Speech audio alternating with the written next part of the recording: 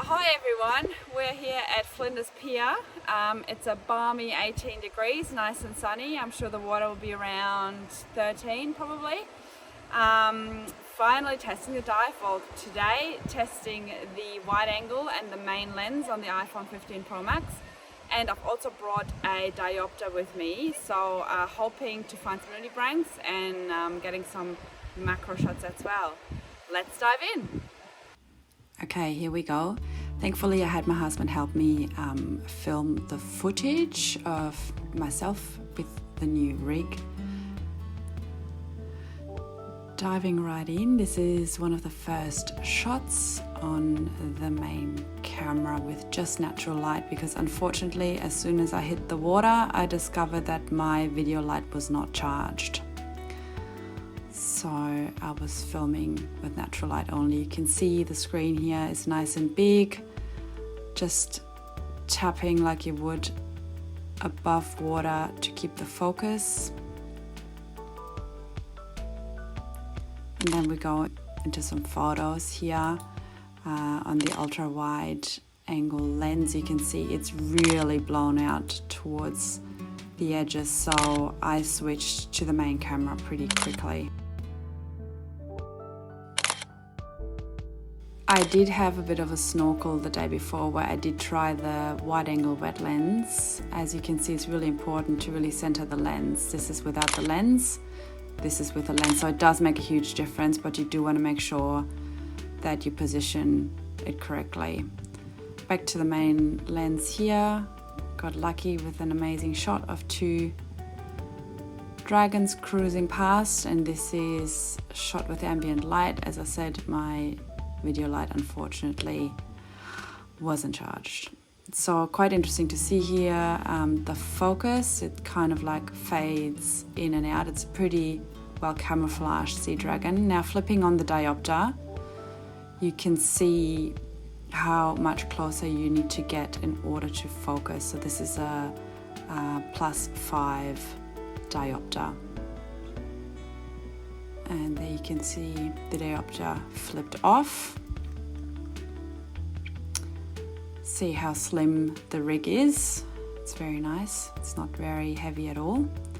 Beautifully balanced in the water. And there I just flipped the diopter on.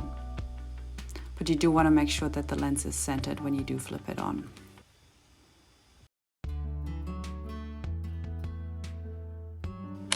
And then I also flicked to RAW, so this is straight out of the camera in the ultra wide, the main lens, the 2x and the 5x. Now this is a shot with the diopter. I then had the option to flick the camera into macro, and this is what happened. It kind of cut me off because it seemed to have changed lenses. So I actually took a screen recording so you can see what I mean. So here we are, getting close, getting the option for macro, flick it into macro and bam, changes the lens. So yeah, you always want to be super aware of what you're doing. And then here again, just a screen recording, flicking through the 5, the 1, the 2x and the 5 through the buttons. But you obviously also have the wheel that you can use to dial as well. Now this is pretty impressive. So this was a day where the vis was about 4 meters, and so this ray was pretty far away, and I'm really impressed with the clarity of the image. Obviously the camera is struggling with the blues. The colors are pretty blown out. I try to rescue as much as possible in post, but given that the visibility was mediocre, I think it's really impressive that you can be so far away and still get a respectable shot. Also, this guy, he's probably eating a crab or something, so kicking up even more dust, which obviously doesn't help image quality. But you'll see as he swims away and the beautiful sunlight hits its back, you can still get quite a nice image from what was really far away.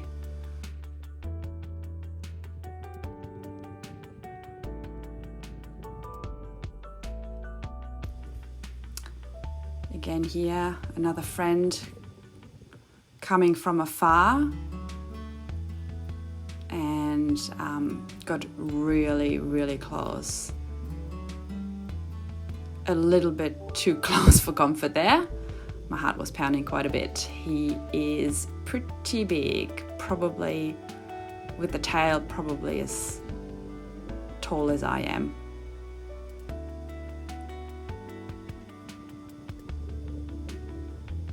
So this was all shot on the main lens, and then while I was taking the footage, I hit the shutter button and it spit out some JPEGs as well. Obviously, trying to dial in the colors is a little bit tricky with JPEG images as opposed to RAW images. But yeah, overall, Flinders Pier really put it on for us. Awesome dive. Some more sea dragons, really interesting here.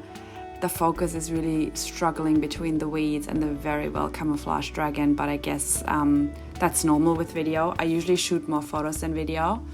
Here I have the diopter on and couldn't really get quite close enough, and unfortunately missed the shot of the dragon eating, so wasn't having any of that. I don't like missing shots, so I'm flipping off the diopter and just continuing on the main lens here.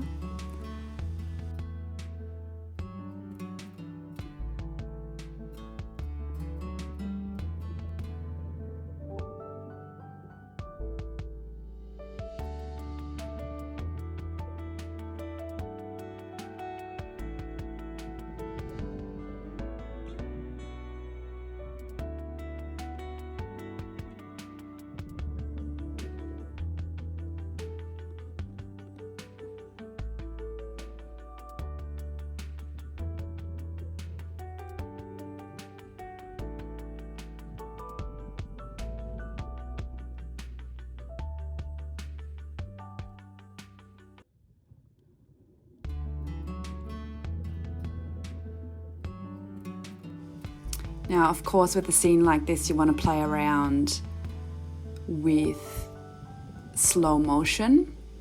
So I filmed in HD 30 frames per second. I did not chuck it into the Pro mode because it eats up so much memory.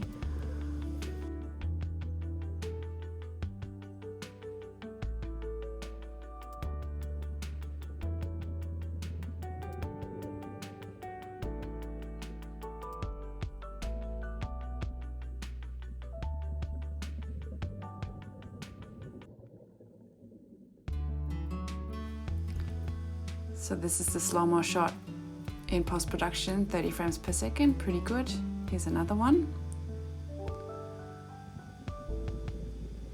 And now the last one was shot slow-mo natively.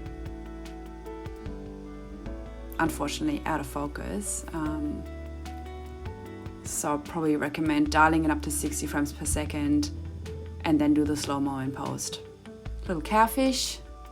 And yeah, just as we were on our way out, I saw this hill in the sand, and it turns out it was another big stinger. Thank God I saw it. And again, we're pretty far away from it, and I reckon the actual visibility was worse. I did not actually see the ray that clear with my eyes, but you can also see that the camera, the colors are struggling. They're quite blown out towards the horizon. But given the visibility again, you can see the ray quite clearly.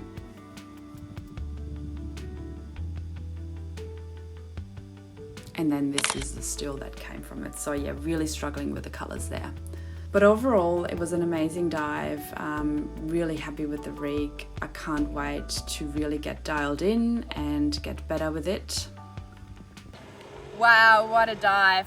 That Flinders really delivered today. Amazing. We had sea dragons galore, and I think we saw 3 different stingrays. Absolutely amazing. I can't wait to get into the photos and the footage. Very happy with the housing, And yeah, let's cut to post-production. Alright, that concludes the first underwater test with the brand new Divevolk housing and the iPhone 15 Pro Max.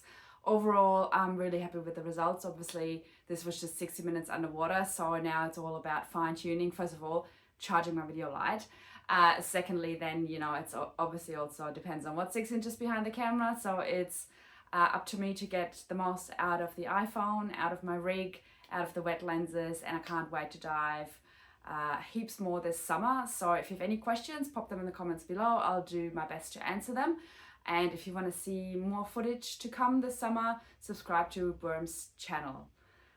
For now, thank you for watching and goodbye.